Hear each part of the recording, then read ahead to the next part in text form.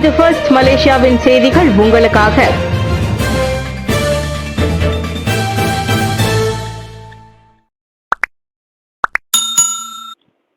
கொள்கை ரீதியான சக்தியாக பிரிக்ஸ் உருவெடுக்க பிரதமர் அழைப்பு.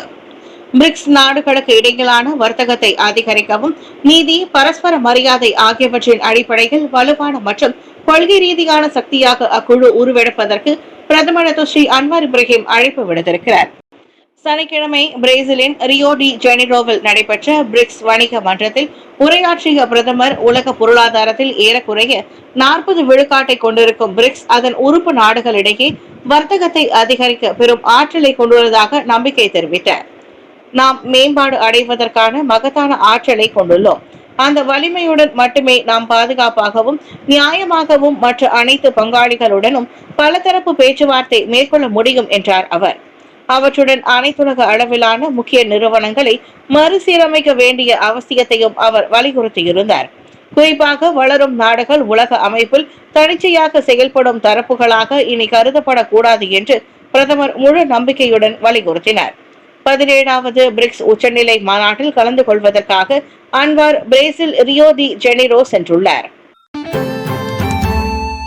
எரிவாயு குழாய் வெடிப்பு சம்பவம் குறித்து விளக்கம் அளிப்பு கூட்டம் இன்று நடைபெறும். இன்று ஸ்லாங்கூர் மாநில சட்டமன்ற கூட்டத்தொடரின் முதல் நாள் கூட்டம் நிறைவடைந்த பின்னர் புத்ரா ஹைட்ஸ் எரிவாயு குழாய் வெடிப்பு குறித்து அனைத்து நாடாளுமன்ற மற்றும் மாநில சட்டமன்ற உறுப்பினர்களுக்கான சிறப்பு விளக்கமளிப்பு கூட்டம் நடைபெறும். போலீசாருடன் பாதுகாப்பு மற்றும் தொழிலாளர் சுகாதாரத்துறை JKKPI உட்படுத்திய தொழில்நுட்ப விசாரணை செயற்குழுவால் இந்த விளக்கமளிப்பு கூட்டம் நடத்தப்படும் என்று ஸ்லாங்கூர் மாநில மந்திரி உசா டத்துஸ்ரீ அமீருடின் ஷாரி தெரிவித்தார். இதில் பல விவகாரங்கள் தொழில்நுட்ப அடிப்படையிலானது என்று கூறிய டத்துஸ்ரீ அமீருடின் ஷாரி, சட்டமன்ற கூட்டத்தொடரில் இது குறித்து விவாதிக்கப்படும் என்று தெரிவித்தார். இச்சம்பவத்தின் உண்மையான நிலைப்பாட்டை மக்கள் பிரதிநிதிகள் புரிந்து கொள்ளவும் ஆதாரமற்ற கருத்துக்களை தெரிவிப்பதுமே இக்கூட்டத்தின் நோக்கமாகும் என்று அவர் விவரித்தார். ஸ்லாங்கூர் கிளான் லாமான் செரி சஃபாரியில் நடைபெற்ற 2025ஆம் ஆண்டு நெகிழியற்ற பிரச்சாரத்தை தொடங்கி வைத்த பின்னர் செய்தியாளர்களிடம் அவர் அவ்வாறு கூறினார். 2025ஆம் ஆண்டிற்கான ஸ்லாங்கூர் மாநில 15வது சட்டமன்றத்தின் 3வது தவணைக்கான 2வது கூட்டம் இன்று தொடங்கி ஜூலை 18ஆம் தேதி வரை நடைபெறும். புதிய அரசியல் கட்சி தொடங்கும் எலன் மஸ்க். அமெரிக்க அதிபர் டொனால்டு டிரம்பின் முன்னாள் நெருங்கிய ஆலோசகரான எலன் மஸ்க் ஒரு புதிய அரசியல் கட்சியை தொடங்கவிருப்பதாக அறிவித்திருக்கிறார். அண்மையில் டிரம்புடன் ஏற்பட்ட கருத்து வேறுபாட்டினால் அவ்விருவரும் சமூக ஊடகங்களில் ஒருவரை ஒருவர் தாக்கி கருத்துக்களை வெளியிட்டு வந்தனர். இந்நிலையில் அமெரிக்காவில் உள்ள ஒரு கட்சிக்கு சவால் விடும் வகையில் தாம் புதிய அரசியல் கட்சியை தொடங்கவிருப்பதாக எலன் மஸ்க் தெரிவித்திருக்கிறார். உலகின் மிகப்பெரிய செல்வந்தரும் கடந்த ஆண்டு தேர்தலில் டிரம்பின் மிகப்பெரிய அரசியல் நன்கொடையாளருமான எலன் மஸ்க் டிரம்பின் சில அதிரடி நடவடிக்கைகளில் அதிருப்தி தெரிவித்தார்.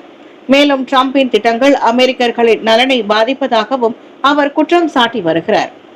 இதற்கு தீர்வு காணும் பொருட்டு தி அமெரிக்கா பார்ட்டி எனும் புதிய கட்சி நிறுவப்படும் என்று எக்ஸில் எலன் மஸ்க் பதிவிட்டுள்ளார். மேலும் அமெரிக்காவின் புதிய வரி சலுகைகள் மற்றும் அந்நாட்டின் செலவுகளை குறைக்கும் புதிய சட்டத்தை எதிர்த்து தாம் போராடவிருப்பதாக அவர் கூறியிருக்கிறார். வெள்ளிக்கிழமை வெள்ளை மாளிகையில் ஏற்பாடு செய்யப்பட்ட சுதந்திர தின கொண்டாட்டத்தின் போது வரி சலுகைகள் மற்றும் செலவு குறைப்புகளின் ஒரு பெரிய தொகுப்பிற்கான சட்டத்தில் ட்ரம்ப் கையெழுத்திட்டிருந்தார். அன்வாரும் மோடியும் இன்று சந்திப்பர். பிரிக்ஸ் தலைவர்களுடனான உச்சநிலை மாநாட்டில் கலந்து கொள்ளவிருக்கும் டத்துஸ்ரீ அன்வார் இப்ராஹிம் இந்தியா மற்றும் எத்தியோப்பியாவை சேர்ந்த தமது சகாக்களுடன் இருதரப்பு சந்திப்புகளை நடத்த திட்டமிடப்பட்டுள்ளது. மலேசிய நேரப்படி திங்கட்கிழமை நடைபெறும் இந்த உச்சநிலை மாநாட்டில் முக்கிய நிகழ்விற்கு பின்னர் இச்சந்திப்பு நடைபெறும் என்று எதிர்பார்க்கப்படுகிறது. சனிக்கிழமை பிரேசில் சென்றடைந்த அன்வார் பிரிக்ஸ் உச்சநிலை மாநாட்டில் தனது தேசிய அறிக்கையை சமர்ப்பித்த பின்னர் நவீன கலை அருங்காட்சியகத்தில் இந்திய பிரதமர் நரேந்திர மோடியை சந்திக்க உள்ளார். கடந்த ஆண்டு லாவோஸில் நடைபெற்ற 21வது ஆசியான் இந்தியா உச்சநிலை மாநாட்டில் அவ்விரு தலைவர்களும் சந்தித்தனர். AMM தயாரிப்பாக நேற்று நடைபெற்றது SOM.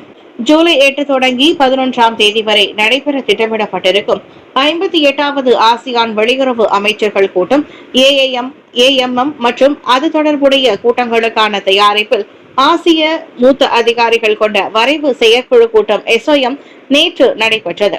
58வது AMM-இன் முக்கிய ஆவணமாக இருக்கும் கூட்டு அறிக்கை குறித்த பேச்சுவார்த்தையை மேற்கொண்டு இறுதி செய்வதில் அந்த வரைவு செயற்குழு கூட்டம் கவனம் செலுத்தியது. வட்டார ஒருங்கிணைப்பு, சமூக மேம்பாடு உட்பட பொதுவான நலன்களாக இருக்கும் வட்டார மற்றும் அனைத்துலக பிரச்சினைகள் குறித்த ஆசியான் வெளியுறவு அமைச்சர்களின் கூட்டு நிலைப்பாட்டையும் முடிவுகளையும் கூட்டு அறிக்கை மீண்டும் உறுதிப்படுத்தியது. இக்கூட்டத்தில் ஆசியான் நாடுகள், ஆசியான் செயலகம் உட்பட திமோர் லெஸ்டே அதிகாரிகளும் பார்வையாளர்களாக கலந்து கொண்டனர். பாலியில் ஃபெரி மூழ்கிய சம்பவத்தில் மலேசியரும் பாதிக்கப்பட்டிருக்கலாம். இந்தோனேஷியா பாலி தீவில் ஃபெரி மூழ்கிய சம்பவத்தில் மலேசியர் ஒருவர் உட்படுத்தப்பட்டிருக்கலாம் என்ற தகவலை உறுதிப்படுத்தும் பொருட்டு இந்தோனேஷிய அதிகாரிகளுடன் ஜகார்த்தாவில் உள்ள மலேசிய தூதரகம் நெருக்கமாக பணியாற்றி வருகிறது. சம்பந்தப்பட்ட அந்நபரின் அடையாளத்தை உறுதிப்படுத்தும் செயல்முறை மேற்கொள்ளப்பட்டு வருவதாக நேற்று வெளியிட்ட ஒரு அறிக்கையில் வெளியுறவு அமைச்சு தெரிவித்தது. நேற்று காலை தொடங்கி இந்தோனேஷிய அமலாக்க தரப்பை மலேசிய தூதரகம் தொடர்பு கொண்ட நிலையில் மலேசியர் எவரும் பாதிக்கப்படவில்லை என்று தெரிவிக்கப்பட்டது. எனினும் மலேசியர் ஒருவர் பாதிக்கப்பட்டிருக்கலாம் என்று வெளியாகி இருக்கும் தகவலை உறுதிப்படுத்தும் பொருட்டு அந்நாட்டின் அமலாக்க தரப்புடன் இணைந்து தூதரக தரப்பினர் பணியாற்றி வருவதாக அவ்வறிக்கையில் விவரிக்கப்பட்டுள்ளது. தேடல் மற்றும் மீட்பு பணிகள் தொடரப்படும் நிலையில் அனைத்து தொடர்புடைய நிறுவனங்களுடனும் நெருக்கமான மற்றும் தொடர்ச்சியான தொடர்பை தூதரகம் மேற்கொள்ளும் என்றும் அவ்வறிக்கையில் கூறப்பட்டுள்ளது.